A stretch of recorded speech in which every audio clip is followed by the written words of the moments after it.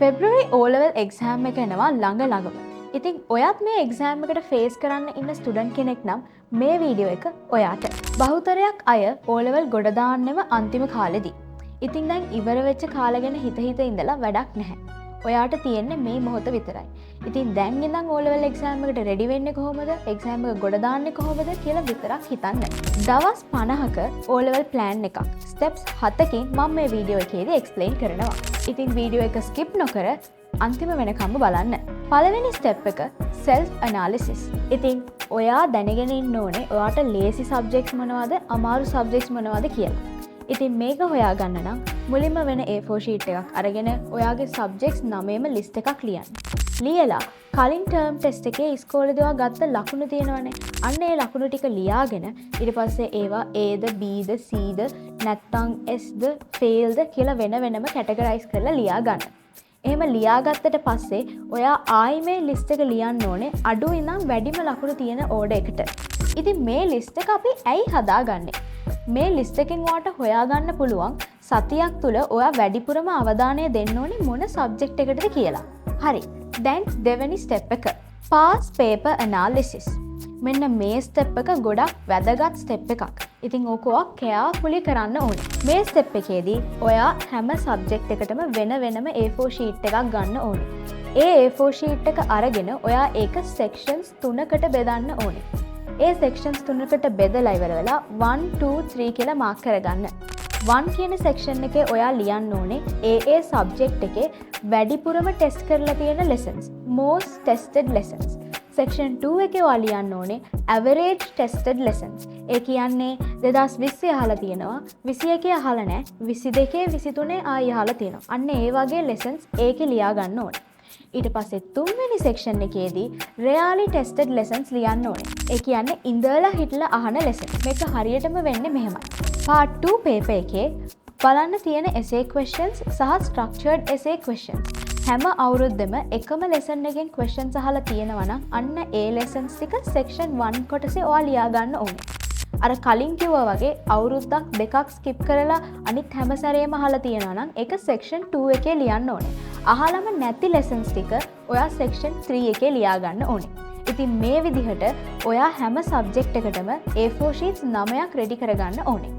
ඉතින් මේ step එක කරාට පස්සේ ඔයාට තේරෙනවා ඔයා මොන lessons වලටද වැඩිපුර අවධානයක් දීලා prepare වෙන්න ඕනේ කියලා. ඔයාට step 1 and step 2 මේ දෙකම cover කරන්න maximum තියෙන්නේ දවස් 3යි. දවස් 3 ඇතුළත මේ වැඩේ කරලා ඉවර කරන්න ඕනේ. දෙවෙනි step එක study. මේක තමයි අපේ 50 day plan එකේ තියෙන ලොකුම step එක.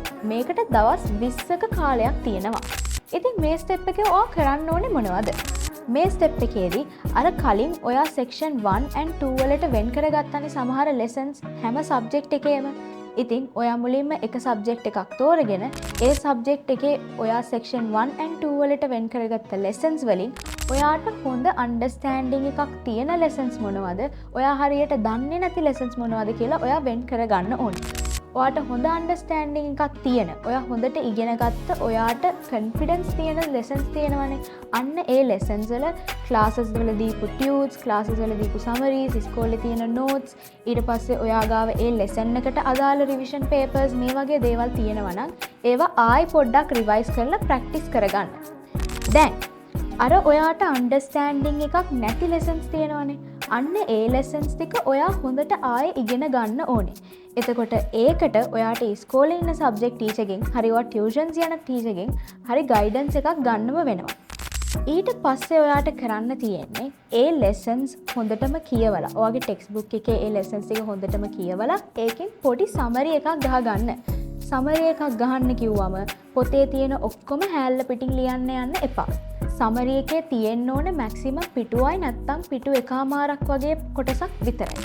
මෙන්න මේ විදිහට section 1 එකේ section 2 එකේ තියෙන lessons ටික ඔයාට එකින් එක cover කරන්න වෙනවා ඔක්කොම subjects 9ම.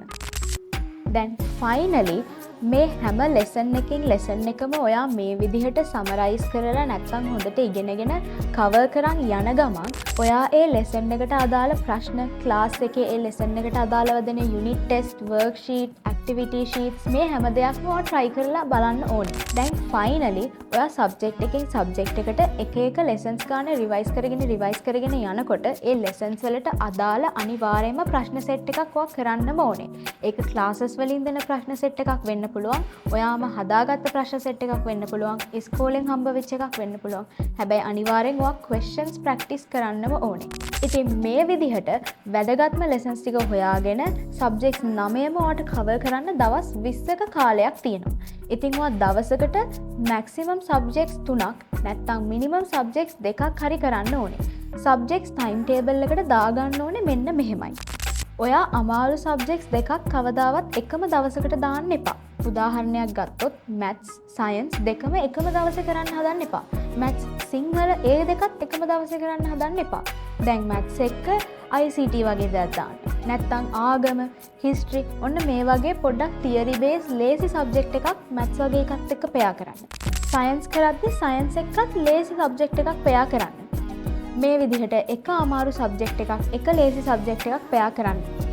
නිකන් හරි ඔයාට හිතෙනවා නම් දවසකට ඔයාට subjects 3 cover කරන්න ඕනේ කියලා. අන්න එදාට දාගන්න lazy subjects 3ක් එකට. එතකොට ඔයාගේ සතිය time table එක roughly තියෙන්නේ දවස් 5කට ඔයා subjects 2 ගානේ කරනවා සහ අන්තිම දවස් දෙකේ ඔයා subjects 3 කරනවා. ඒ කියන්නේ Monday to Friday subjects 2, Saturday and Sunday subjects 3. 3 දාන දවස්වලට අමාරු සබ්ජෙක්ට් එකක් ඉන්ක්ලූඩ් කරන්න එපා. එතකොට workload එක වැඩි වෙලා ඔයාට වැඩේ හරියට flow එකට කරන් යන්න බැරි වෙයි. ඔයාගේ focus නැති වෙයි. ඒ නිසා lazy ඒවා 3ක් එකට දාන්න. අමාරු එකකුයි lazy එකකුයි ඒ දෙක combine කරලා subjects 2 කරන දවස්වලට වැඩේ කරන් යන්න.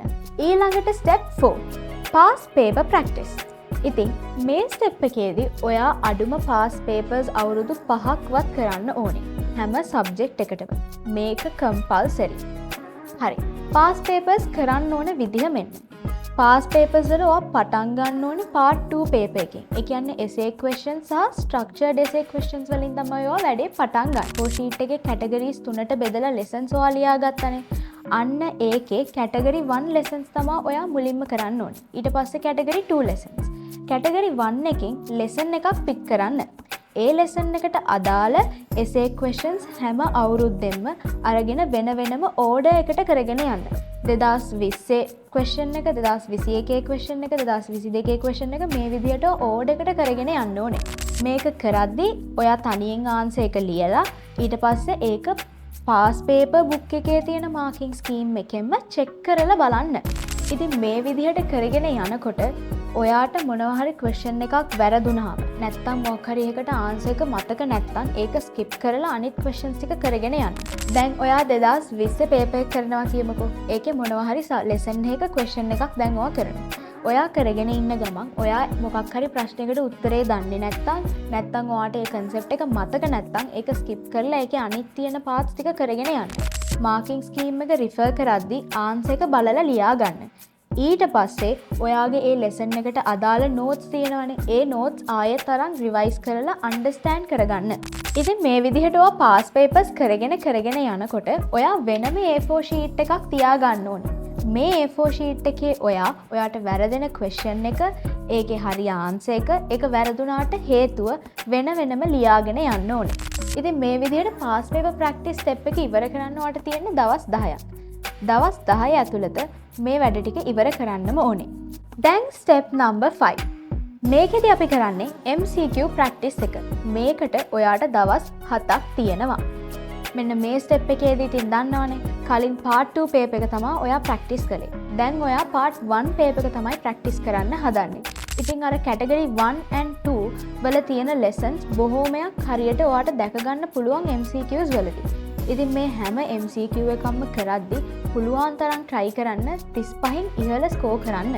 මොකද 35න් ඉහළ MCQ එකට ගන්නවා කියන්නෙම ඔයා අනිවාර්යෙන් A එකකට නැත්නම් B එකකට යනවාමයි. ඔයා MCQs round එක කරලා ඉවර වුණාට පස්සේ හැම subject එකේම අවුරුදු 5ක MCQs ටික කරලා ඉවර වුණාට පස්සේ ඔයාට තියෙනවා නම් guest papers, government එකකින් release කරන model papers මේ වගේ දේවල් try කරන්න පුළුවන්. හැබැයි paper එක try කරන්න කලින් ඒ paper එකේ answer scheme එක, marking scheme එක තියෙනවද කියලා බලා ගන්න.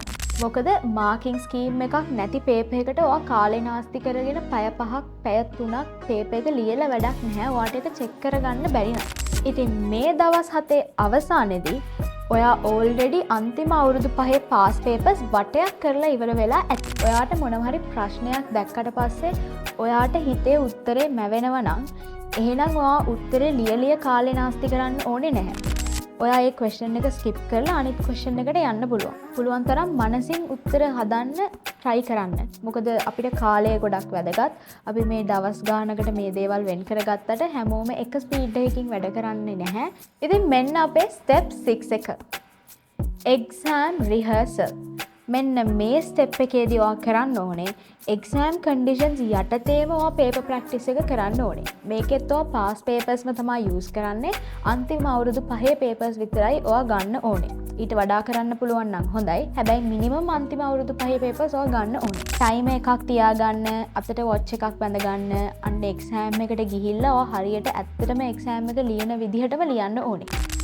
දවසකට ඔයා අඩුම පේපර්ස් දෙකක් කරන්න ඕනේ. ඒ කියන්නේ සබ්ජෙක්ට් දෙකකින් ෆුල් පේපර්ස් දෙකක් ඔයා අනිවාර්යෙන් කරන්නම ඕනේ. අර කලින් කිව්වා වගේ අමාරු සබ්ජෙක්ට් එකකුයි ලේසි සබ්ජෙක්ට් එකකුයි එකට පෙයා කරලා තමයි ඔයා කරන්න ඕනේ. සබ්ජෙක්ට්ස් 3ක පේපර්ස් දවසින් ලියන්න බැහැනේ. ඒ නිසා සබ්ජෙක්ට්ස් දෙක ගාන තමයි ඔයාට දවසකට කරන්න වෙන්නේ. මේ පේපර්ස් ලියලා මාකින් ස්කීම් එක රිෆර් කරලා ඔයා මාක් කරන්නත් ඕනේ. මෙහෙම මාක් කරද්දී ඔයා දේවල් දෙකක් කරන්න ඕනේ. එකක් තමා ඔයා වෙනම ෂීට් එකක් අරගෙන අර කලින් කිව්වා වගේම ඔයාගේ මිස්ටේක්ස් ලියලා ප්‍රශ්නය අංකේ දාලා ඇයි වැරදුනේ කියන හේතුවත් ලියන්න ඕනේ. දෙවෙනි දේ තමයි ඔයා ඇනලයිස් කරන්න ඕනේ කලින් පාර මේ ක්වෙස්චන් එක කරනකොට ගත්තට වඩා මේ පාර ලකුණු වැඩිද කියන එක බලන්න ඕනේ. අනිවාර්යෙන් ෆස්ට් රවුන්ඩ් එකට වඩා සෙකන්ඩ් රවුන්ඩ් එකේදී ලකුණු වැඩි වෙන්න ඕනේ. එතකොට තමයි ඔයාගේ ඉම්ප්‍රූව්මන්ට් එකක් තියෙන්නේ. සහ ඔයා සැලකිලිමත් වෙන්න ඕන දෙයක් තමයි එකම මිස්ටේක් එක රිපීට් කරන්න එපා. දැන් උදාහරණයට මැත්ස් වල හැම එකම ටයිප් එකේ ගණන් ආයෙ වරද්දන්න එපා. ඒ මිස්ටේක්ස් හදාගන්න. ඔයාට හිතෙනවා නම් පර්සන්ටේජස් වල තියෙන ගණන් ඔයාට වැරදෙනවා කියලා පර්සන්ටේජ් ලෙසන් එක රිවයිස් කරගන්න. රිවයිස් කරලා ආයෙ පර්සන්ටේජ් ක්වෙස්චන් එක try කරන්න. වැරදිනවා කියලා දැන ඔහේ නිකන් ආයි පේපර්ස් කරගෙන කන්ටිනියු කරන්න යන්න එපා. සිංහල සාහිත්‍ය විචාරය එහෙම ලියනකොට අනිවාර්යෙන් ටයිම් එක වැදගත්. විනාඩි 15 නම් විනාඩි 15යි, පොඩි විචාරයකට විනාඩි 10යි නම් විනාඩි 10යි. ඒ ටයිම් ලිමිට් එක පන්නන්න එපා. ඇත්තටම එක්සෑම් එකේ ලියන විදිහටම ස්ට්‍රික්ට්ලි මේ ස්ටෙප් එක කරගෙන යන්න. ඉතින් මෙතෙන්දී ඔයාගේ පේපර්ස් වලට ඔයා ෆුල් මාක්ස් කැල්කියුලේට් කරලා ගත්තට පස්සේ අනිවාර්යෙන් අර ටර්ම් ටෙස්ට් එකේ තිබ්බ ලකුණු වලට වඩා ඔයාට ඉම්ප්‍රූව්මන්ට් එකක් තියෙයි. ලකුණු ප්‍රමාණය ඉම්ප්‍රූව්මන්ට් එකක් දැක්කේ නැති වුණාට Tamanටම දැනෙනවා අර කලින් කරාට වඩා දැන් ලෙසන්ස් ගොඩක් ඔයා හොඳට තේරුම් අරගෙන තියෙන්නේ. ඔයාට එක්සෑම් එක කොන්ෆිඩන්ට්ලි ලියන්න පුළුවන් කියලා විශ්වාසයක් ඇති වෙනවා. හරි.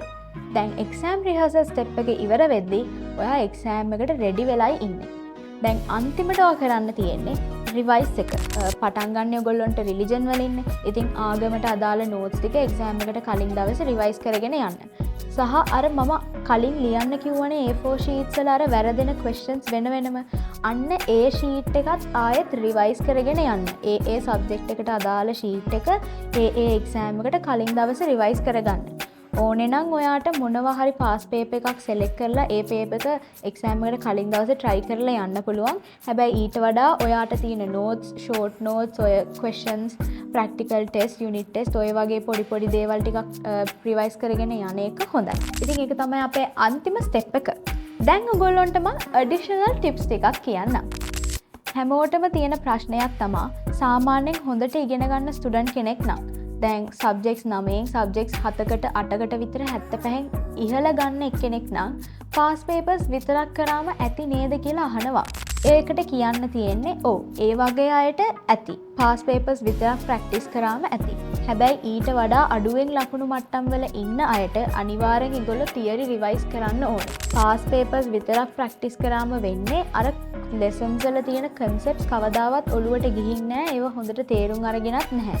එක්සෑම් එකේ අහපු ප්‍රශ්නම ආයි අහන්නේ නැහනේ. ඔයා පාස් පේපර්ස් කරලා රෙඩි වුණාට පාස් පේපර් එකේ තියෙන ක්වෙස්චන් එක ආයි අහන්නේ නැහැ. ඒ විදිහ අලුත් දෙයක් තමයි අහන්නේ. ඉතින් අලුත් දෙයකට ප්‍රිපෙයාර් වෙන්න නම් ඔයා අනිවාර්යෙන්ම ලෙසන් එකේ තියෙන කන්සෙප්ට්ස් හොඳට තේරුම් අරන් තියෙන්න ඕනේ. ඉතින් ඒක කරන්න නම් ඔයා තියරි ටික රිවයිස් කරන්නම වෙනවා. තව වැදගත් දෙයක් තමයි මේ ඔක්කොම කරලා ඉවරුණාට පස්සේ අන්තිමට Tamanට දවස් දෙකක් විතර ඉතුරු තියෙනවා කියලා හිතාගෙන අලුතෙන් දෙයක් පාඩම් කරන්න උත්සාහ කරන්න එපා.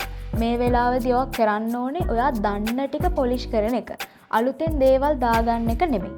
ඉතින් අර වැදගත්ම පේපර් එකට කොහොමත් අහන ලෙසන්ස් ටිකට හොඳට ප්‍රිපෙයාර් වුණාට පස්සේ බය වෙන්න දෙයක් නැහැ. ලකුණු ගන්න පුළුවන් අනිවාර්යෙන්. ඉතින් මේ ප්ලෑන් එක මේ විදිහටම ෆලෝ කරොත් ඔයාටත් අනිවාර්යෙන්ම A9ක් අරගෙන O level ගොඩ දාන්න පුළුවන්. ඉතින් එක්සෑම් එකට හොඳ කොන්ෆිඩන්ස් එකකින් රෙඩි වෙලා යන්න කියලා ඔයාලා හැමෝටම මම සුබ පතනවා. අපේ channel එකට subscribe කරලා තියාගන්න. එහෙනම් bye.